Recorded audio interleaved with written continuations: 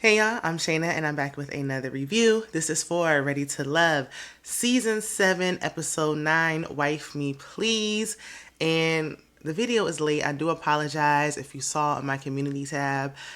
Today is actually my daughter's birthday. We had a birthday party for her yesterday. She turned 2 years old. She's feeling under the weather. I'm under the weather. I think my son is the one who actually may have gotten us sick. So I definitely have other content. BMF, I want to do Bel Air. I have other things coming your way. But I said, let me get Ready to Love out to y'all because we almost done riding this ride. I appreciate all the well wishes and the happy birthdays that were given to my daughter. Thank you all.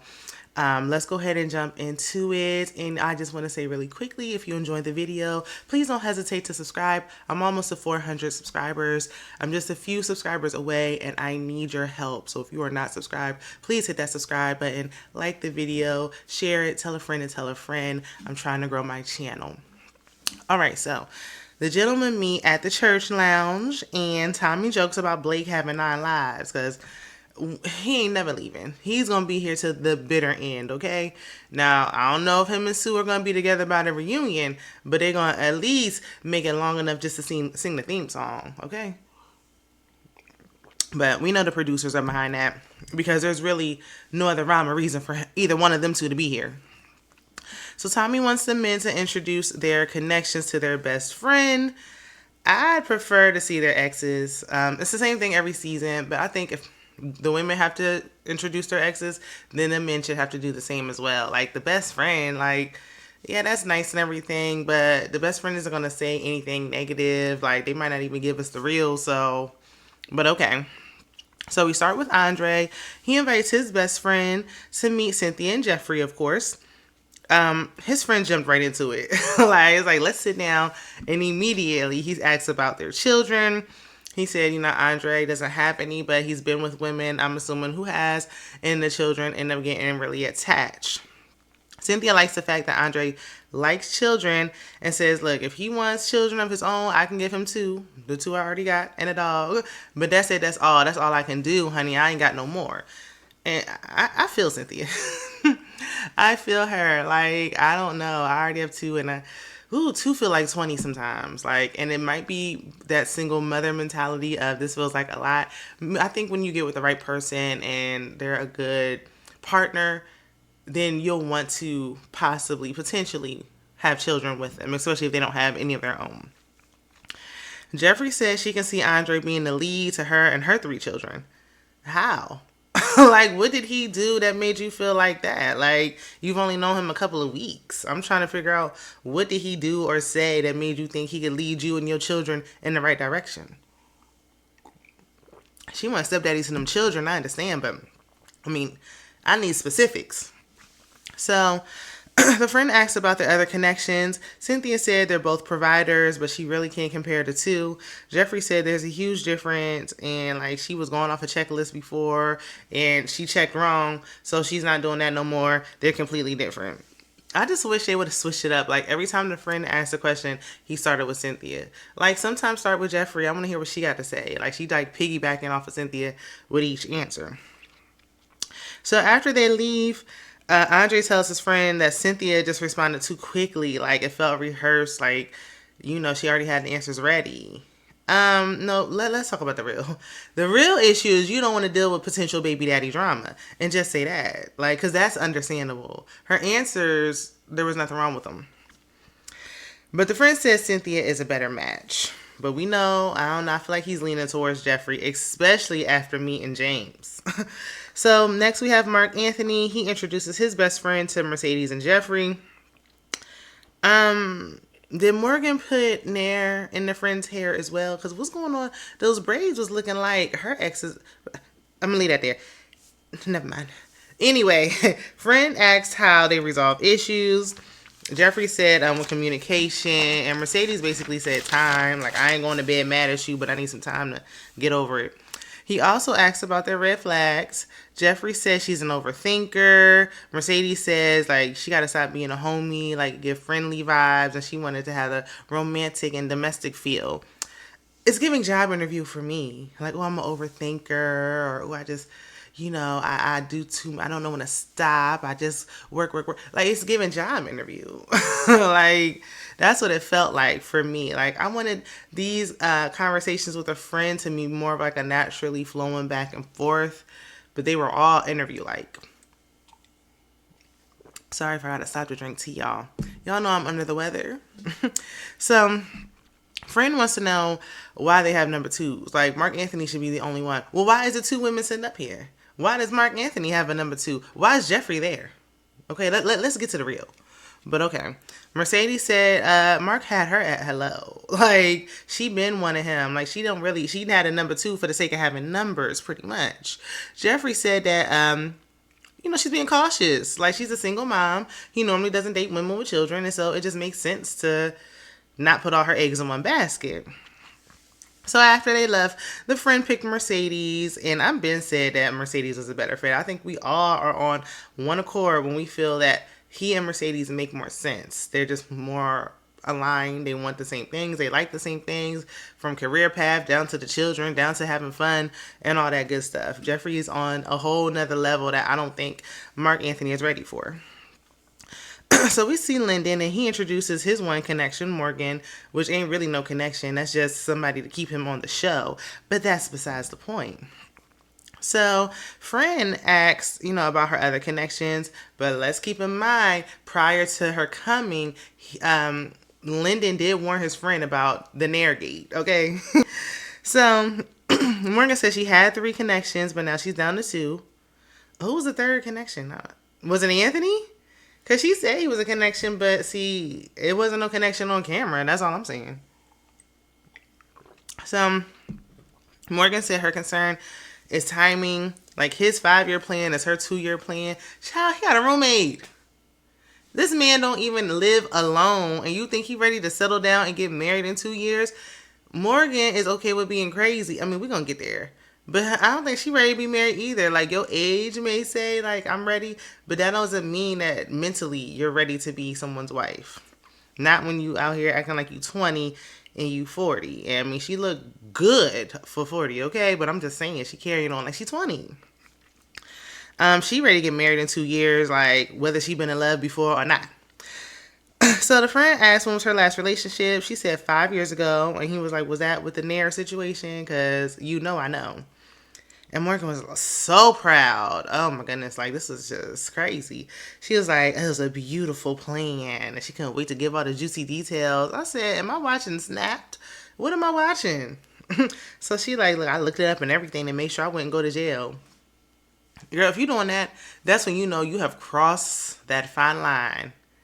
You're like, you doing too much. You doing the most, okay? For somebody that you claimed you weren't even with.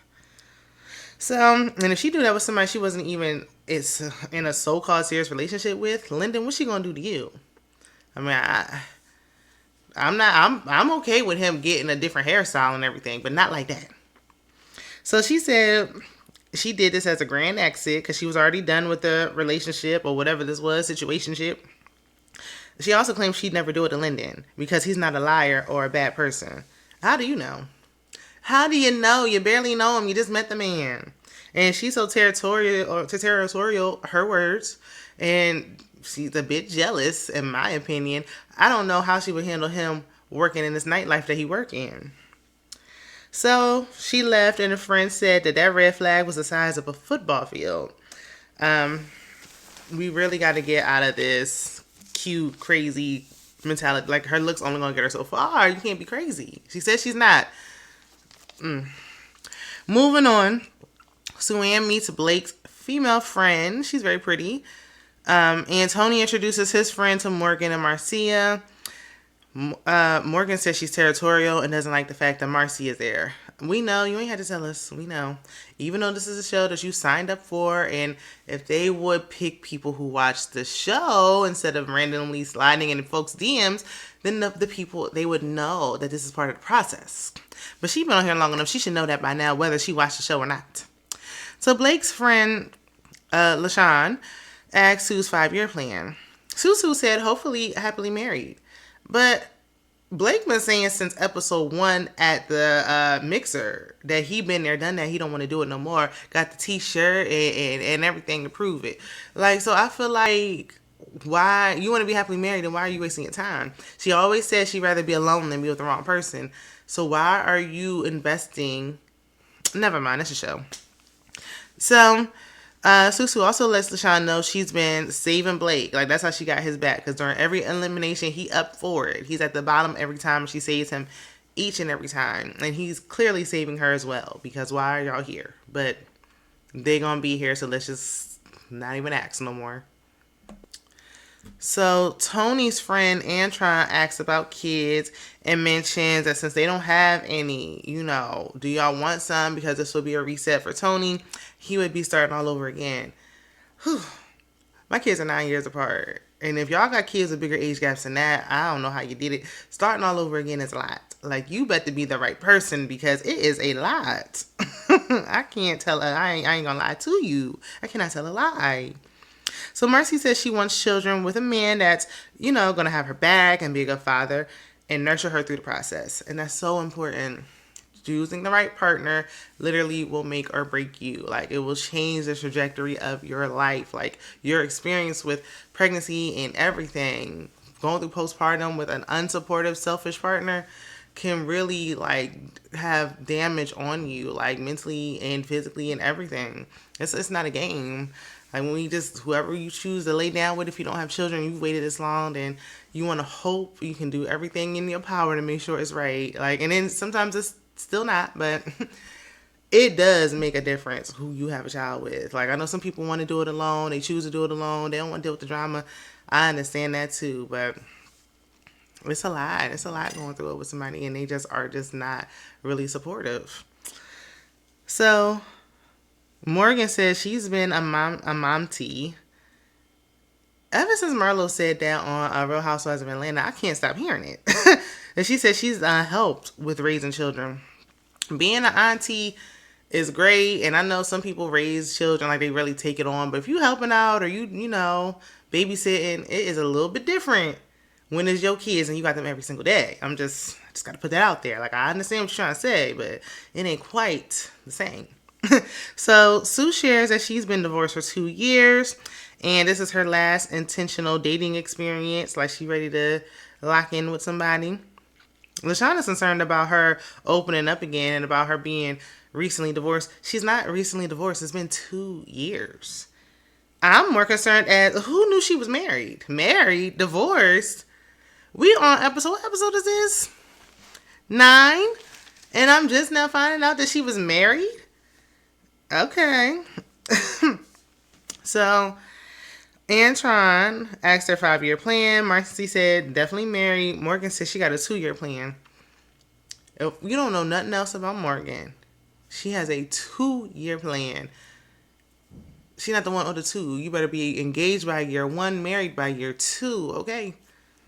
But I always been like that. Like, I don't think it takes no 5 year. I know everybody's situation different, but I feel that it don't take no 5 years, especially the older you get, for a man to know if he want to marry you.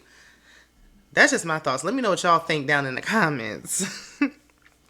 So she said, "Wife me, please." And she was like staring into Tony's soul as she was saying it. Like, okay, I guess that one's for you, Tony.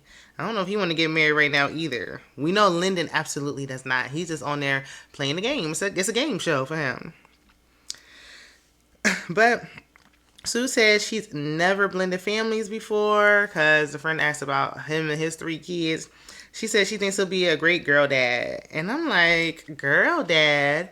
Who knew Suanne had kids? What?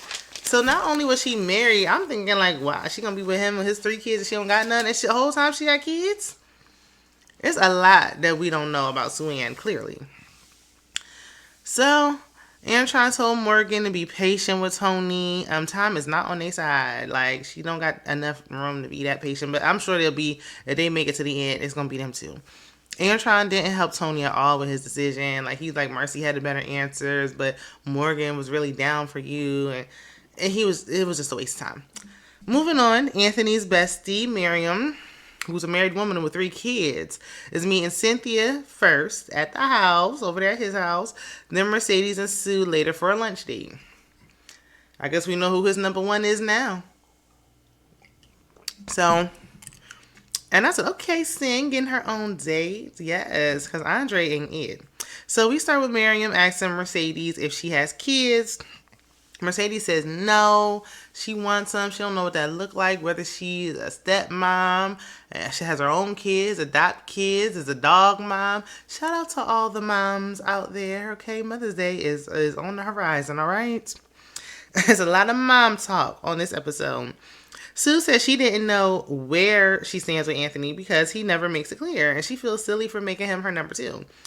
Anthony confirms he does like her, but he was in his confessional annoyed, like, why I gotta keep saying it? Like, you said something last time, and I tried to show you, and you keep saying it. I don't think he like her all like that because he knows he's her number 2. Why am I going all out and I'm number 2? Like, girl, goodbye, I got my own number 1. So Cynthia says she has 2 kids, 10 and 8. Those are good ages since he has a 5-year-old. Miriam asks how her relationship is with her children's father. Sin says she knew him since she was 12. How old is he? He look kind of young in the face. She said they haven't been together since 2014. But he won't be no problem. He ain't going to be no nuisance. He ain't going to get in the way because according to Cynthia, she put her foot down. With who? The kids? Because not with James. Seemed like James is over there running the show. But all right then. Cynthia says she's been playing the man role and she's tired. Okay, I'm effing tired. Like, she wants to be submissive. She want to submit. She want the man to lead and do all the manly things. She never had that experience. And what I told you about having the right partner. James admitted that he put her through too much. At least he can admit it, but that don't take away all the struggle and strife of doing it by yourself. So she's ready, and I think Anthony is a good fit because it seems like he wants to be that. Where it might scare some women off like Mercedes, that's what Cynthia is looking for. What's funny to me is Cynthia, Jeffrey, and even Corvea. I know Corvea was leading with the money of it all in some people's eyes, but they all are saying the same thing in different ways. They want to be, and really Jeffrey and Cynthia especially, they want to be led. They're single moms and they want a man to step in and provide. They want the soft girl life, honey. They over all this INDEPENDENT. Do you know what they mean? They tired of it. But it's like Jeffrey is getting on the backlash for it. Nobody's like looking at Cynthia sideways. I get where Jeffrey's coming from. I know it's looking like Jeffrey keeping a little bit of secrets. Like she keeps some secrets. But I see where she's coming from. She's tired, and I get that. And Cynthia is literally crying out, saying the same thing. She's exhausted, overwhelmed, if you will. So, Sue says she has 2 girls, and she would want to focus on she and Anthony's connection before introducing the baby. How old is Sue Ann again? I thought she was almost 40. We think about having more babies? Listen, have them as long as you can if that's what you want. But more power to y'all because I'm in my 30s and my energy is low, okay? But 2 girls. So not only first I was appalled that she was married and divorced, stunned that she had a girl, and now 2 children. I done found out all this information about Pick Me Sue in just this one episode that I didn't know the whole season. So Miriam asked Mercedes how she would incorporate Anthony's daughter into her life. Mercedes said, he comes with a lot. And didn't somebody last season, what was her name? I think it was Charisse, said something similar to that guy when he's like, it's a lot to be with somebody with kids. Like, nobody seemed offended when she said that. But it was like all this offense when somebody else said it on a different season. But she was like, she got to make sure she's ready for it. When you have a child and when somebody don't have it, that can be a lot if they ain't ready for it. But I'm glad she's open and honest, and I think he needs to pay close attention and realize that she ain't ready for it. She's not ready for it, because if she was ready for it, she'd be like, oh, that's not a problem, I love kids. Whatever she was saying at the mixer, she ain't saying that now. Now she like, look, Mark Anthony don't got nothing, I got to deal with this. And that's who she seems like she's leading towards. Cynthia seems like a better fit, and Miriam thinks so too. So the men deliberate. All the friends that met Cynthia liked her, so they all pretty much picked her. But Andre looking for any rhyme or reason to say he don't like her besides the real reason, which is he don't like her children's father. The men are kind of all over the place a little bit with who they want at the bottom. Ultimately, they picked Marcia, no shock there, and Sue-Ann, no shock there. But Tommy surprises them as they trying to get up out their seats and tell them the singles will be going on their annual weekend getaway. And that's where the drama really be unfolding. Or at least it be seeming like that in the previews. Because sometimes we be watching and don't nothing be happening. But that's neither here nor there.